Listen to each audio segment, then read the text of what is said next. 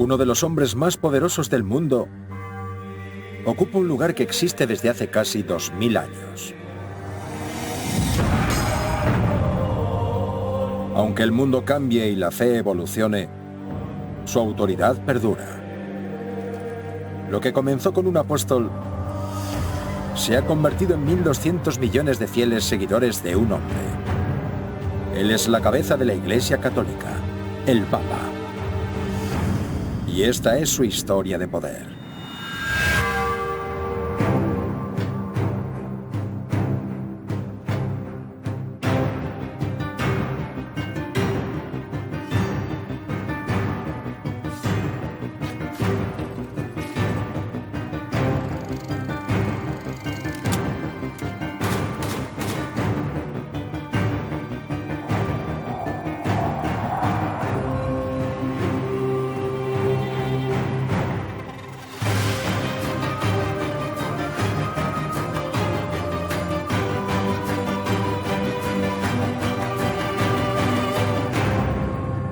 En este episodio, un joven hombre de fe reta a la tiranía del comunismo.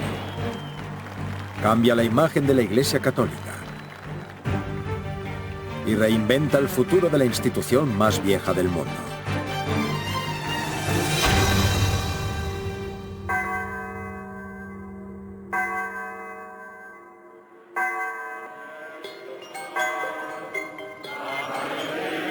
Juan Pablo II es quizá el papa más reconocible de la era actual. También llamado el Papa televisivo, lleva el papado directamente a los hogares católicos y no católicos por igual. Durante sus 28 años de pontificado, hace de la figura del Papa un icono internacional. Reto a cualquiera a que piense en los nombres de 2 o 3 papas antes que Juan Pablo II. Ningún papa ha tenido tanto impacto como el que tuvo él.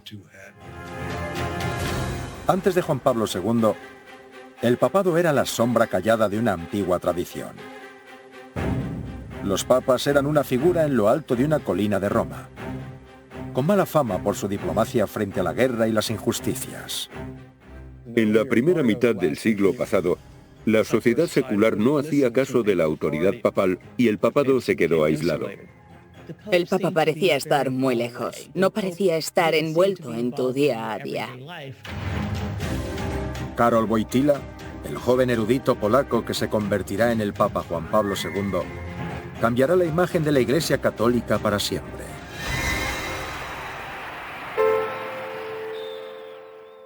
Su madre murió cuando tenía 8 años. Su hermano murió poco después. Lo crió su padre en un ambiente muy devoto. Su padre era un hombre de rezo, un hombre devoto. Wojtyła dijo una vez que su casa fue su primer seminario. Rezaba cada día. Tenía un reclinatorio en el salón. Era un hombre profundamente espiritual y religioso, incluso de joven. En 1938, un Wojtyła de 18 años se muda a Cracovia para asistir a la Universidad Jagellónica. Wojtyła, de joven, quería ser actor. Quería estudiar teatro y literatura, pero solo pudo hacerlo un año. Los nazis invaden Polonia. Segunda Guerra Mundial. Los nazis querían acabar con la cultura polaca, así que cerraron la Universidad Jagellónica en Cracovia. Con su vida completamente convulsionada, Wojtyła sigue refugiándose en su fe y busca un camino a seguir. Se integró con otros en una compañía de teatro que se reunía en secreto. Representaban obras que combinaban temas religiosos y de Cristo con la resistencia antinazi. Lo llamaron teatro rapsódico. Pero en febrero de 1941, Wojtyła vuelve a casa y encuentra a su padre el único familiar que le quedaba, muerto de un ataque al corazón. Una vez escribió, con 20 años había perdido a todos a los que había amado. Así que tiene que lidiar con esta increíble adversidad de los nazis y de no poder ir a la universidad sin ningún miembro de su familia. Este joven, que es tan religioso, está profundamente afectado. Quería un tipo distinto de catolicismo, no solo ir a la iglesia el domingo. Esto ayudó a que Karol Wojtyła pensase en su vocación como cura. Pero tenía que decidirse. ¿Quería ser cura o quería ser actor?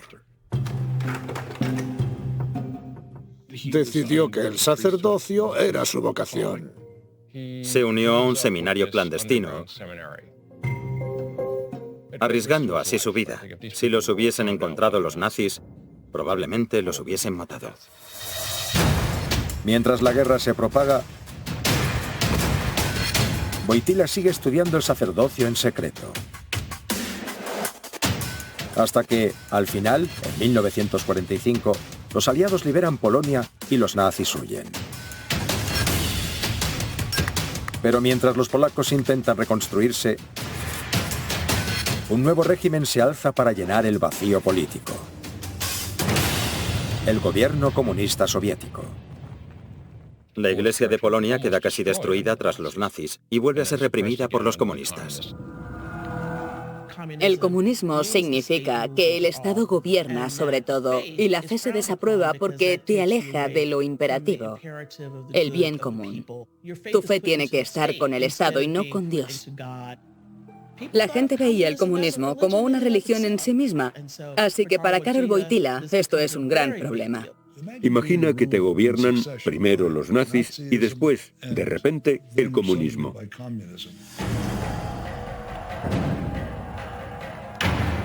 La religión no está prohibida, pero el régimen comunista distribuye propaganda antirreligiosa y sigue oprimiendo al clero. La iglesia al este de Europa tenía que funcionar silenciosamente bajo el control del gobierno. Wojtyła insistía en que la persona tenía prioridad ante el Estado, pero ese era un mensaje que gustaba muy poco en la Polonia comunista de entonces. Esta resistencia se formó muy pronto. Wojtyła da misa en secreto en las montañas y predica la importancia de la espiritualidad y de la libertad religiosa a su joven congregación. Karol Wojtyła hubiese sido feliz siendo párroco toda su vida, pero no fue así. Fue particularmente por su asesoramiento a los jóvenes, por lo que llega a ser muy respetado en la jerarquía del Vaticano. En 1958, es nombrado obispo auxiliar de Cracovia. Los demás obispos, cardenales, decían de él que era alguien con mucho futuro. En 1962, el joven obispo de Polonia causará escándalo en el Consejo Vaticano, donde atrae la atención del Papa y del mundo entero. La Iglesia Católica es una institución arraigada en las tradiciones del pasado. Pero los años 60 son años de cambio en la sociedad y en la política.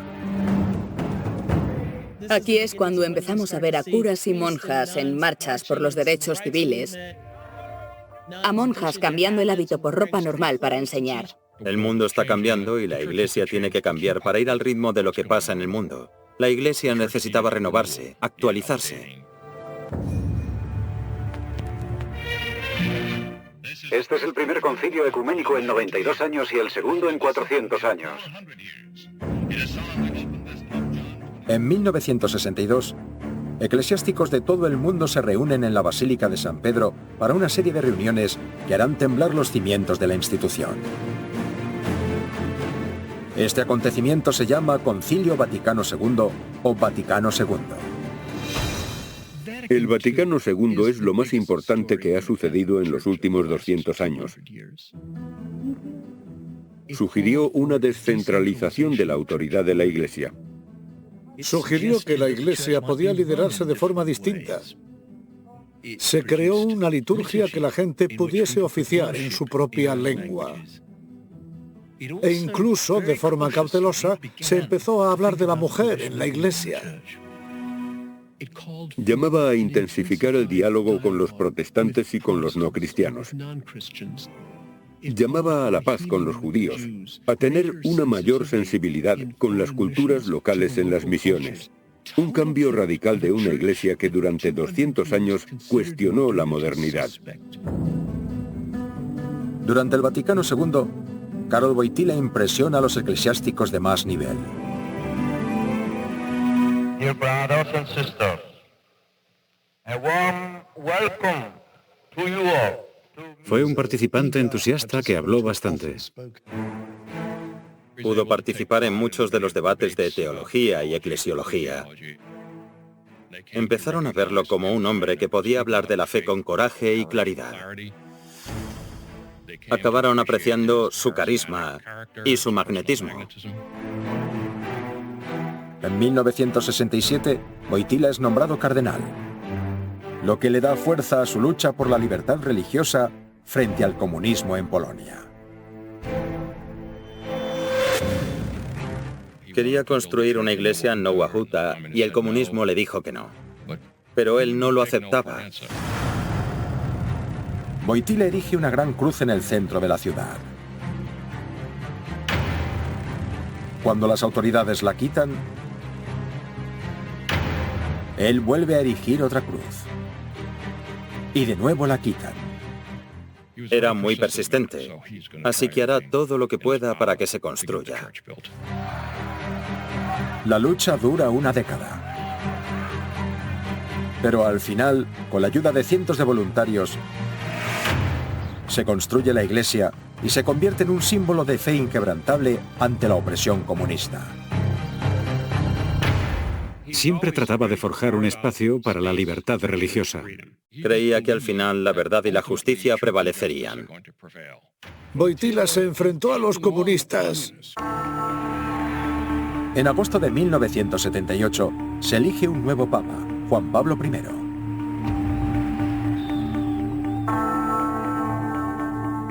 De forma inesperada, muere dormido de un ataque al corazón. Juan Pablo I muere a los 30 días. Y hay que hacer otra elección de inmediato. Los cardenales consideraron la muerte de Juan Pablo I una señal de Dios de que quizá tenían que pensar de forma menos convencional. Y elegir a un eslavo, no a un italiano, fue el cambio radical. La elección la gana Karol Wojtyła, quien se convierte en Juan Pablo II. El cónclave que lo eligió no sabía qué pasaría. En octubre de 1978, tras un cónclave de solo 2 días, Karol Wojtyła, de 58 años, toma el nombre de Juan Pablo II en honor a su predecesor. Era joven, vigoroso, enérgico y tenía esa madurez de haber sobrevivido a 2 regímenes totalitarios. Cuando se asomó al balcón de San Pedro, había miles y miles de personas. Y ahí estaba este joven, enérgico y seguro pontífice que dijo: abrid vuestros corazones a Cristo. Fue un momento extraordinario. El clima de la plaza era de asombro y de confusión. ¿Quién era ese tipo, Wojtyła? La elección de Juan Pablo II le dio a Polonia una descarga de energía para seguir adelante. Por la opresión soviética, Karol Wojtyła no ha podido hablar a un gran público. Pero como Juan Pablo II, su discurso inaugural se retransmite a todo el mundo. Y en ese escenario, manda un mensaje especial a su tierra. Dijo: no tengáis miedo. La idea de no tengas miedo en la Polonia moderna de finales de los años 70 tuvo un gran impacto. No prestéis atención a esas ratas comunistas que os están oprimiendo. Ahora que es papa, el comunismo se da cuenta de que va a causarle más problemas. Con el poder de la Iglesia a su disposición, el Papa Juan Pablo II se prepara para enfrentarse al comunismo de frente. En 1978, Estados Unidos y la Unión Soviética son las dos superpotencias. El comunismo y la democracia están armándose. El mundo está al borde de una guerra nuclear.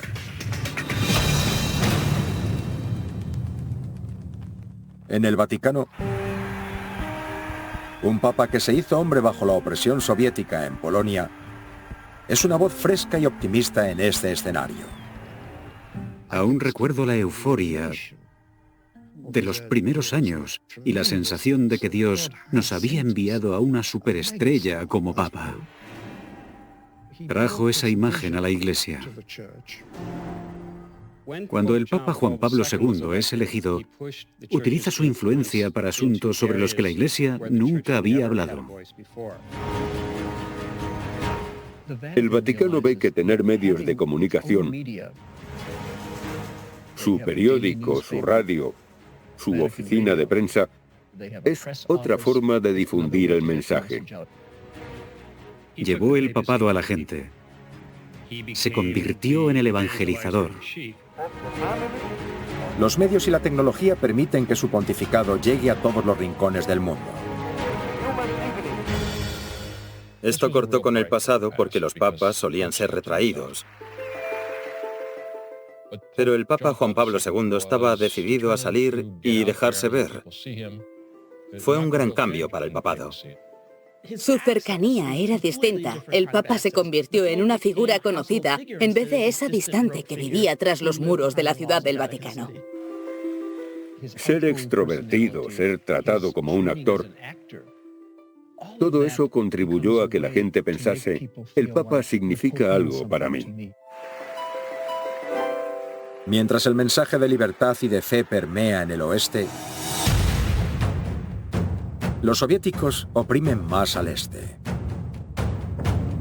Juan Pablo II, el primer papa polaco de la historia, simboliza la fe para su devastada tierra. En Polonia esto fue un triunfo para la Iglesia polaca, que estuvo oprimida por los nazis y luego por los comunistas. Este joven que recuerda la vida que ha tenido en Polonia bajo el comunismo quiere que el mundo se libere de lo que él considera una calamidad. En la primavera del año 1979, bajo la mirada atenta de autoridades comunistas, Juan Pablo II realiza su primera visita como papa a Polonia. Millones de personas ven el histórico momento por televisión, incluido el futuro presidente de Estados Unidos, Ronald Reagan. Yo estaba con Ronald Reagan viendo cómo Juan Pablo II bajaba del avión en Polonia.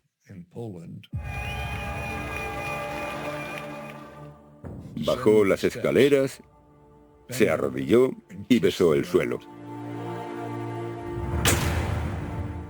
Fue muy emotivo. Miré a Reagan y le asomaba una lágrima. Interpreté que era un momento histórico de peso.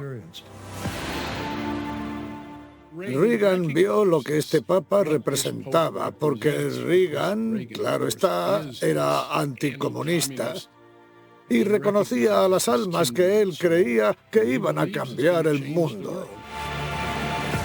Na ilu miejscach Europy i świata przemawiał swoją śmiercią, że nie może być Europy sprawiedliwej bez Polski niepodległej na jej mapie. Se estima que 3 millones de personas atendieron a su misa. Les dice a sus compatriotas que no pueden ser controlados por el gobierno. Insta a los católicos polacos a perseverar con la fuerza que da la fe.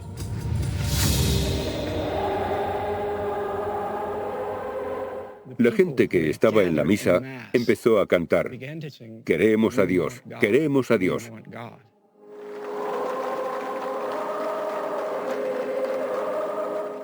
¿Qué podían hacer las autoridades?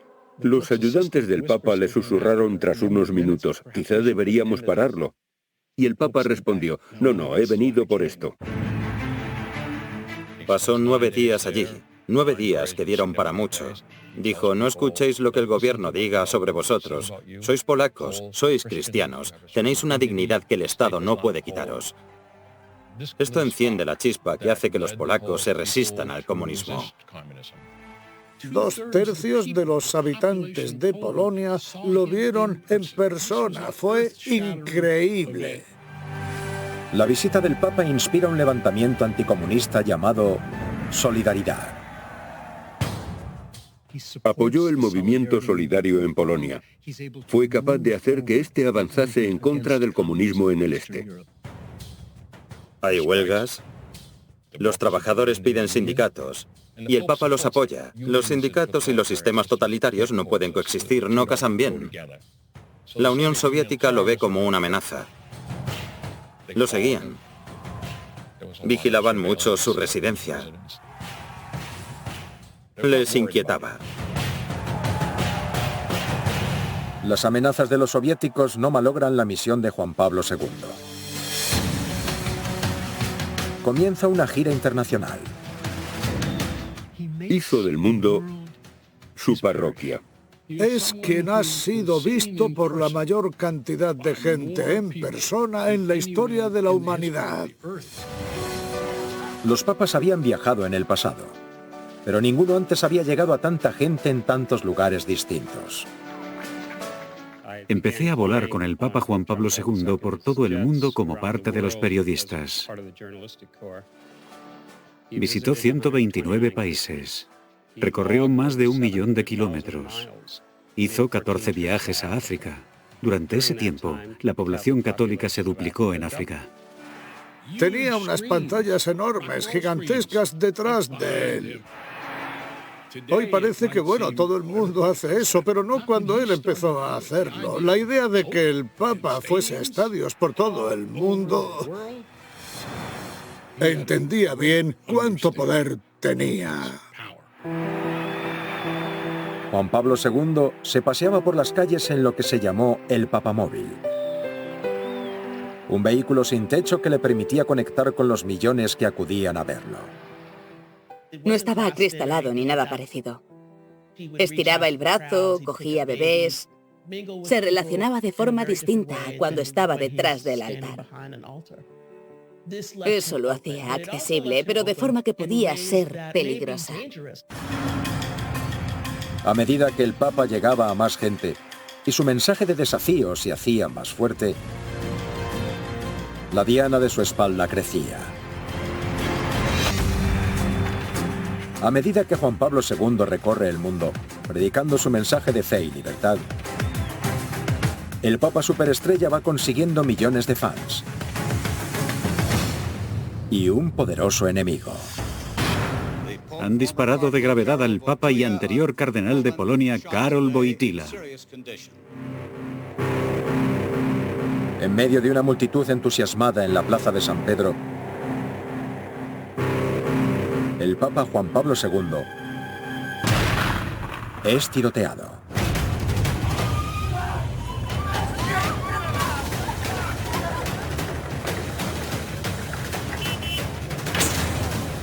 Arrestan al tirador de inmediato. La bala no le da en la arteria principal por pocos milímetros. Siempre atribuyó su salvación a la Virgen. Una mano disparó, pero la otra guió la bala, y esa otra mano fue la de la Virgen. El asesino en potencia afirma que la orden de matar al Papa venía de la KGB. Una acusación explosiva que la policía italiana nunca logra probar. Si las órdenes venían de Moscú, nadie pudo demostrarlo. pero los soviéticos sabían la gran amenaza que suponía. Creo que la explicación más creíble es que el asesino aprovechó el momento oportuno para llevar a cabo lo que los soviéticos querían. Con el tiempo, el Papa Juan Pablo II visita al tirador en prisión. Decide ir a ver al hombre que intentó matarlo. Perdona a alguien que le ha hecho algo horrible. Es un momento intenso. Hay justicia para un acto injusto. El Santo Padre muestra su piedad y lo perdona. Muestra su liderazgo. Muestra su sacrificio por aquellos a quien lidera. 22 días después de haber eludido la muerte, el resiliente Papa vuelve al Vaticano. Su pontificado no se ve muy afectado por el intento de asesinato. Fue una corta interrupción, pero siguió viajando. A finales del año 1981, el Kremlin declara la ley marcial en Polonia. Encierran a miles de activistas y asesinan a casi 100 miembros del movimiento Solidaridad. Creció con el nazismo y luego el comunismo oprimió aún más a la sociedad polaca. Ahí se formó. Es su cultura. Quiere restaurar el principio fundamental de la justicia. El Papa Juan Pablo II ve que la gente está oprimida por la Unión Soviética y ve que eso está mal y quiere corregirlo. Rompiendo con cientos de años de neutralidad política, el Papa Juan Pablo II se reúne con el presidente Ronald Reagan, decidido a aliarse con él. Muchos pensaron que Ronald Reagan debía ser católico, pero no lo era.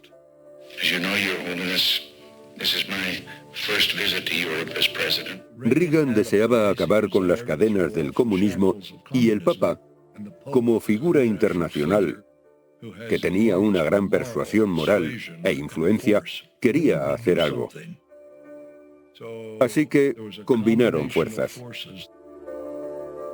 El Vaticano y la Casa Blanca trabajaron juntos para ayudar al movimiento polaco Solidaridad.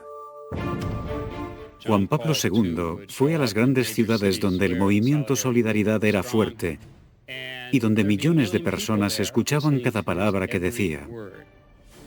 Cada vez que decía solidaridad, sabía que hablaban el mismo idioma.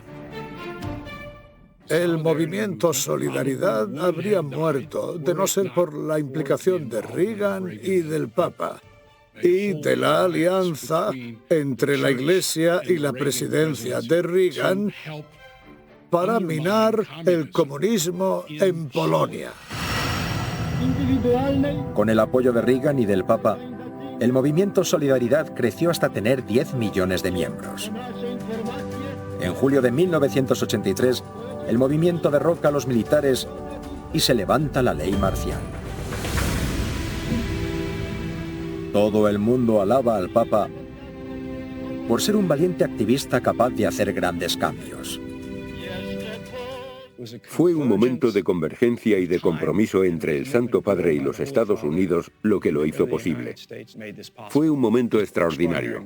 Por las acciones que tuvieron lugar en Polonia, se desencadena una sucesión de eventos que ayudan a la caída del muro de Berlín y de la Unión Soviética.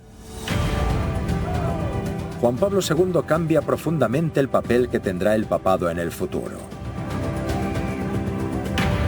Recibe una institución conocida por su callada devoción en tiempos de guerra y tragedias, y utiliza esa plataforma para cambiar la historia. Eso no significa que todas las decisiones que tomó fuesen perfectas. No significa que no cometiese errores. Juan Pablo II hizo que el papado fuese glamuroso e interesante. Pero el problema es que la gente recuerda el glamour y no reconoce las serias deficiencias de su pontificado. No hizo nada sobre los abusos sexuales realizados por curas de todo el mundo, no solo aquí en los Estados Unidos.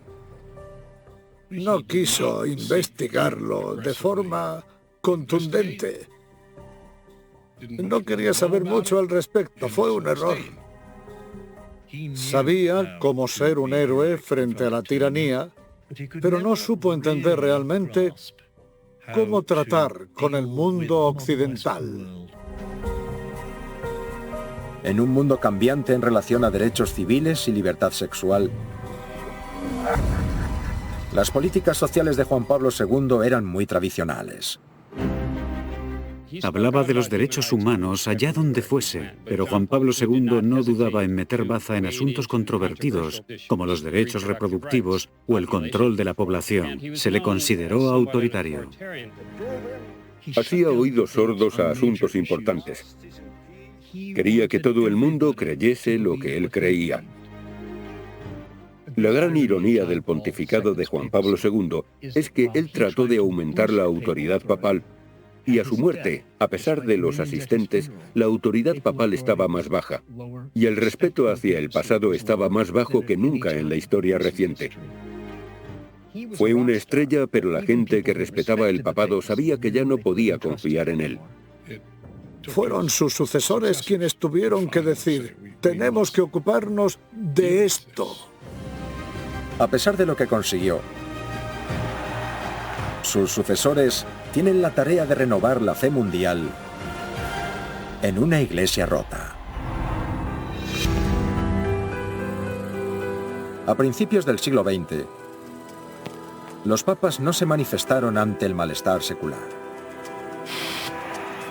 Pero Juan Pablo II usó su plataforma para hacer cambios por la fe y los derechos humanos.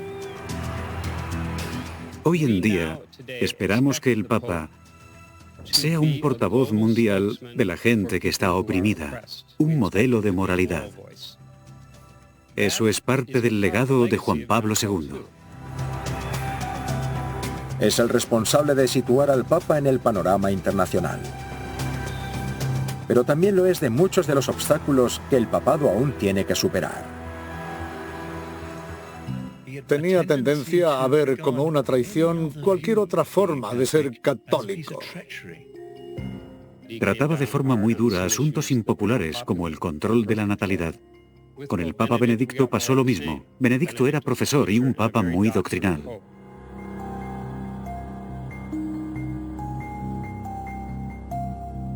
Benedicto ha sido uno de los papas más listos de la historia. Uno de los mejor preparados, pero le asustaba la revolucionaria energía que el Vaticano II había desatado, y solía pasar sus días intentando luchar contra aquello. Benedicto no entendía que la marea sube y que no se puede hacer nada. El Papa Benedicto es un académico.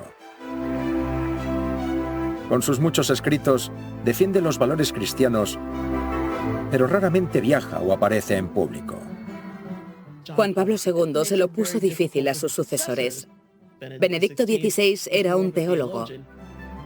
Es un puesto difícil para él porque no es alguien a quien le gusten las cámaras. Le resulta difícil. No tiene el mismo carisma. En 2013, incapaz de cumplir con las exigencias actuales del papado, Benedicto XVI renuncia. Benedicto renuncia porque no podía seguir ese ritmo. Tras la renuncia de Benedicto, el colegio cardenalicio se da cuenta de que necesitan a alguien progresista. Eligen al primer papa jesuita, el primer papa procedente de América. Francisco es tremendamente interesante porque es argentino. Fue alguien simple y humilde, como cardenal y obispo. Fue a zonas peligrosas. Compartió experiencias, hogar y alimentos con ellos. Es parte de un gran movimiento que tiene en Sudamérica para estar en contacto con los pobres. No como otros papas. Pero con el Papa Francisco llega una era de cambios sin precedentes. Ha hecho declaraciones sobre el divorcio, el control de la natalidad e incluso sobre el perdón a las mujeres que han abortado. También rechaza la pomposidad de la Iglesia. Desde el principio, Francisco va en autobús con los cardenales. No quiere coche privado. Sigue llevando su par de zapatos viejos. Son pequeñas cosas, pero para los católicos significan mucho. Que haya dado la comunión a católicos divorciados que se han vuelto a casar, o que diga que los homosexuales que quieren tener a Cristo en sus vidas no deben ser criticados, eso es lo que le da popularidad. Su habilidad para hablar a todo tipo de personas y para escuchar. Su objetivo es hacer que la Iglesia crezca, que supere las dificultades y las diferencias, que sea más abierta, más acogedora y más caritativa. Y está utilizando todo el peso del papado para lograrlo. Francisco sigue desafiando las viejas ideas del catolicismo. El mundo cambia más rápido que nunca. ¿Cómo afrontará esta antigua institución su futuro?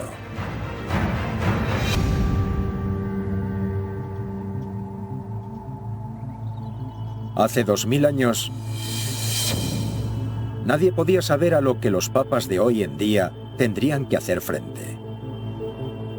Aún así, Juan Pablo II, Benedicto XVI y Francisco han dado una nueva imagen a la institución. El papado es una institución compleja. Evoluciona a pesar de que algunos papas no lo hagan. Desde el primer día, el Papa Francisco dijo que el papado tenía que adaptarse a la actualidad. Ha hecho que se sepa que el papel principal de la Iglesia no es el de redactar documentos, sino el de acercarse a la gente tanto como sea posible. Con la tecnología del siglo XXI, el papado llega a más gente ahora que nunca. El Papa está en Twitter. Y cuando pensamos en el nombre de la cuenta, elegimos como nombre Pontifex, que es un título del Imperio Romano, que significa constructor de puentes, y pensamos que esa imagen era perfecta porque el Papa lo que intenta en las redes sociales es construir puentes. Su predecesor, Juan Pablo II, respondía antes de que le preguntasen. Francisco escucha. Lo que tratamos de construir es una estructura en la que alguien tiene una pregunta, un interés o, como pasa a menudo, el Papa pone algo y alguien le responde, mi hijo está enfermo, ¿pueden rezar por él? Intentamos que las comunidades de todo el mundo respondan a la gente y que la comunicación no sea unilateral, sino interactiva. Un Papa que acepta el cambio puede cambiar el mundo. Los últimos 3 hombres en la Santa Sede han transformado algo antiguo para que encaje en la actualidad. Juan Pablo abrió las puertas del papado y dijo, vamos a involucrarnos. Luego llegó Benedicto, un profesor que revisó la tradición filosófica de la Iglesia. Y llegó Francisco, que dijo, el Señor es misericordioso. En estos 3 hombres tenemos la razón, el alma y el corazón, y esta combinación creo que es la que representa la imagen en conjunto de lo que es el papado, especialmente en la actualidad.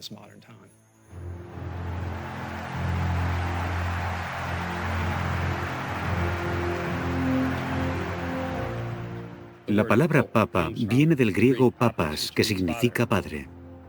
Esto es algo que en algunas épocas pareció perderse, cuando los papas actuaban como príncipes o reyes y gobernaban a sus súbditos. Pero actualmente creo que ha vuelto a tener protagonismo. Francisco bromea con la gente, hace chistes, se hace selfies. La forma en la que es papa es paternal.